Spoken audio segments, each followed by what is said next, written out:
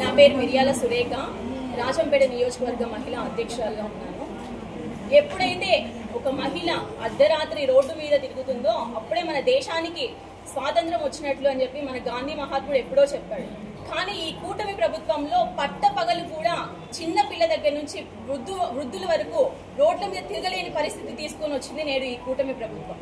జగన్మోహన్ రెడ్డి గారు మహిళల రక్షణ కోసం దిశా చట్టాన్ని ఏర్పరిచి దాదాపు 5 సంవత్సరాల పాటు వైఎస్ఆర్సీపీ కార్యకర్తలు, నాయకులు, పోలీసులు ప్రతి స్కూల్కి, కాలేజ్కి, మార్కెట్ల దగ్గర, బస్టాండ్ల దగ్గర అందరికీ కూడా అందరి ఫోన్లలో దిశ యాప్ని మేము డౌన్లోడ్ చేపించి మహిళల భద్రతకి పెద్ద పీట వేసిన వైఎస్ఆర్సీపీ ప్రభుత్వం, ఈ ప్రభుత్వం కూటమి ప్రభుత్వం అధికారంలోకి రాగానే దాదాపు 5 సంవత్సరాలు పడిన కష్టమంతా కూడా నిజంగా మన హోంమంత్రి వంగలపూడి అనిత గారు మంత్రి పదవి ఎక్కగానే అసలు ఈ దిశా చట్టం లేదు, ఏమీ లేదు ఈ రాష్ట్రంలో అని చెప్పి ఏ విధంగా మాట్లాడుతుందో నిజంగా మాకు అర్థం కావడం లేదు.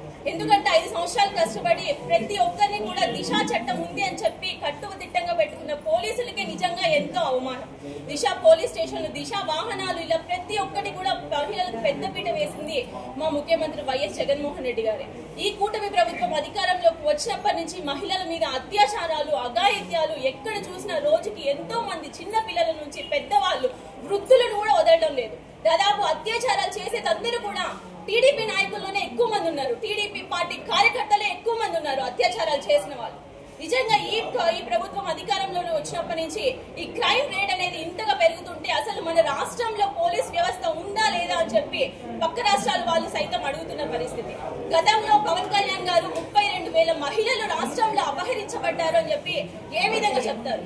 మీ ప్రభుత్వం అధికారంలోకి వచ్చిన తర్వాత దాదాపు ఏడాది పాటు గడిచింది, కనీసం ఒక్క మహిళలైనా వెనక్కి తీసుకురాగలిగారా పవన్ కళ్యాణ్ గారు అని చెప్పి మేము ఈరోజు ప్రశ్నిస్తున్నాం. రెడ్ బుక్ రాజ్యాంగం అని చెప్పి రాష్ట్రంలో రెడ్ బుక్ రాజ్యాంగం జరుగుతోంది. వైఎస్ఆర్సీపీ కార్యకర్తల మీద, మహిళల మీద మొన్నటికి మొన్న ఒక పోలీసు యూనిఫామ్ లో ఉన్న వ్యక్తి మహిళ మీద ఎంతగా తోసుకొని ముందుకు వెళ్లి ఏమి ఇంత అరాచకం ఈ ప్రభుత్వంలో జరుగుతోందని చెప్పి ఈరోజు మేము ప్రశ్నిస్తున్నాం. దయచేసి మీ రెడ్ బుక్ రాజ్యాంగాన్ని పక్కన పెట్టి మీరు మహిళలకి రక్షణ అయినా కల్పించండి. మీ సూపర్ 6 ఎలాగో మీరు ఇవ్వట్లేదు, మహిళలకు రక్షణ కల్పించండి, పిల్లలకు రక్షణ కల్పించండి అని చెప్పి ఈ రోజు మేమంతా కూడా కోరుకుంటున్నాం. ఇంత ఎత్తున మా వైఎస్ఆర్సీపీ పార్టీ మహిళలందరూ కూడా ప్రతి అఘాయిత్యం, ప్రతి రేపు, ప్రతి దగ్గర జరిగిన ప్రతి దగ్గర మేము నిరసనలు ప్రదర్శిస్తూనే ఉన్నాం. కానీ ఏ మాత్రం పట్టించుకోవడం లేదు. దాదాపు హోంశాఖ మంత్రిలా వంగలపూడి అనిత గారు ఒక మహిళా మంత్రిగా ఉండి ఏ మాత్రం కూడా పట్టించుకోలేని పరిస్థితి నేడు ఈ కూటమి పార్టీ మేమని చెప్తున్నాం. మీకు సామాన్య ప్రజలు మాత్రమే కనిపిస్తారు, వైఎస్ఆర్సీపీ నాయకులు, కార్యకర్తలు మాత్రమే కనిపిస్తారు అరెస్ట్ చేయడానికి. దాదాపు మహిళల్ని ఎంత నీచంగా మాట్లాడుతున్న కిరాక్ ఆర్పి ఎంత నీచంగా మాట్లాడుతున్నాడు మా మంత్రి రోజా గారిని. తిరుమలలో రోజా గారి కొవ్వు కలిసిందని చెప్పి ఏ విధంగా మాట్లాడతాడు కిరాక్ ఆర్పి? ఈ కిరాక్ ఆర్పి మీకు కనిపించడం లేదా? శివరాజా మహిళల్ని ఎట్లా మాట్లాడుతున్నాడు, ఎంత అసలు మీడియా ముందు కూడా చెప్పలేని పదజాలంతో మాట్లాడుతూ ఉంటే ఎంత సిగ్గుచేటు.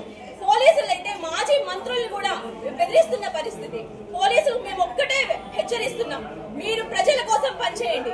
ఎందుకంటే మీకు జీతాలు ఇచ్చేది ప్రజలే. ప్రభుత్వ పెద్దల దగ్గర మీరు ఏదో గొప్పలు కావాలా, మీకు ప్రమోషన్లు కావాలని చెప్పి ప్రభుత్వం కోసం పనిచేయద్దండి. ప్రభుత్వం కోసం పనిచేస్తే చట్టాన్ని చేతిలోకి మేము కూడా తీసుకుంటామని చెప్పి ఈ రోజు వైఎస్ఆర్సీపీ తరఫున గట్టిగా నిలదీస్తున్నాం. ఎందుకంటే ఇప్పుడు దాకా మేము చట్టాన్ని చేతిలోకి తీసుకోలేదు.